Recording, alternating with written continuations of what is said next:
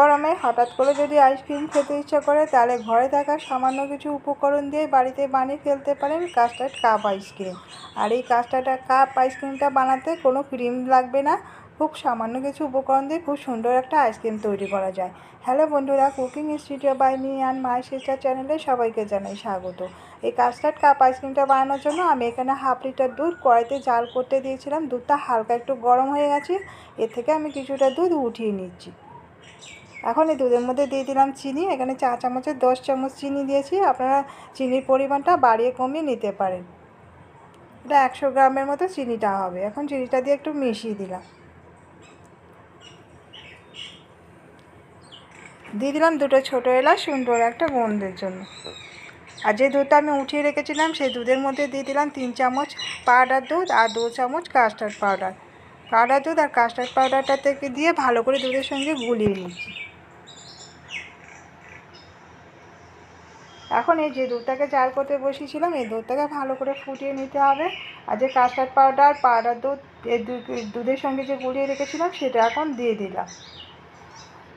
এটাকে এখন খানিকক্ষণ জাল করে নেব। কাস্টার্ড পাউডারটা দেওয়ার পরে আস্তে আস্তে দুধটা ঘন হয়ে যাবে। গ্যাসের ফ্লেমটা মিডিয়াম টু লোতে রেখে এটাকে ফোটাতে হবে। দুধটা অনেকটা এখন ঘন হয়ে গেছে, এটাকে অন্তত 5 মিনিট মতো ফুটিয়ে নিতে হবে। এখন দুধটাকে ফুটিয়ে নিয়ে আমি ঢেলে নিচ্ছি অন্য একটা পাত্রের মধ্যে। এটাকে ঠান্ডা করতে দেব।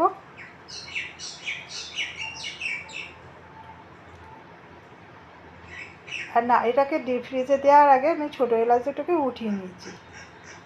এটা এখন ঠান্ডা হয়ে গেছে, আমি অন্য একটা প্লাস্টিকের কৌটোর মধ্যে ঢেলে নিচ্ছি।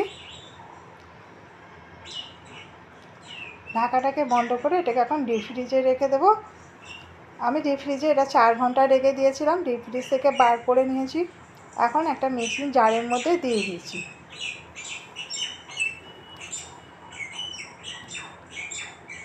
এটা চামচ দিয়ে আমি এটাকে ভেঙে দিচ্ছি।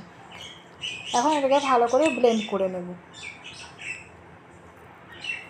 আর এই ভিডিওটা যদি ভালো লেগে থাকে তাহলে একটা লাইক দিয়ে দেওয়ার রিকোয়েস্ট রইল। এখন আইসক্রিমের এটা ভালো করে ব্লেন্ড করে নিয়েছি। এখন যে কাপগুলোর মধ্যে আমি আইসক্রিমগুলো বসাবো সেই কাপগুলোর মধ্যে ঢেলে দিচ্ছি। কাপগুলো পুরোটা ভর্তি করছি না, কিছুটা করে ফাঁকা রাখছি। উপর থেকে ছড়িয়ে দিচ্ছি কিছুটা খোয়াগুলোকে আমি আগে থেকে গ্রেট করে গ্রেটারে ঘষে রেখে দিয়েছিলাম।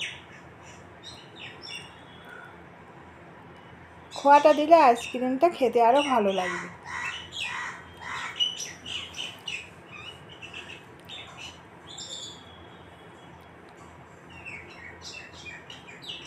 যারা আজকের ভিডিওটা নতুন দেখছেন তাতে নতুন বন্ধুদের কাছে রিকোয়েস্ট করছি প্লিজ আমাদের চ্যানেলটিকে সাবস্ক্রাইব করে দেওয়ার জন্য। এখন ছড়িয়ে দিচ্ছি কিছু কাজু বাদাম কুচি। আমি এখানে কাজু বাদাম দিচ্ছি, আপনারা চাইলে কাজু বা পেস্তা অন্য কোনো বাদামও দিতে পারেন। এতে করে আইসক্রিমের টেস্টটা আরও ভালো হবে।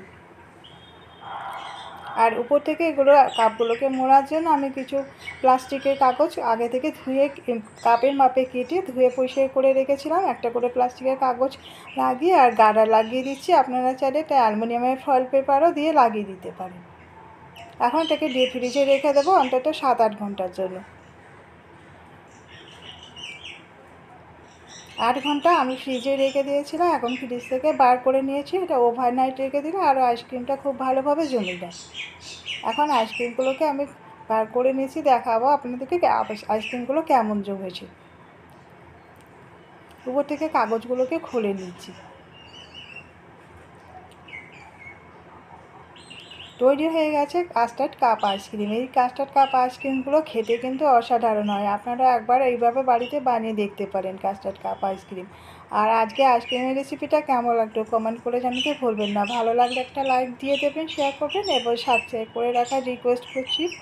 একটা আইসক্রিম আমি কেটে তুলে দেখাচ্ছি কেমন হয়েছে আইসক্রিমটা। আর এর স্বাদ কিন্তু অসাধারণ হয়।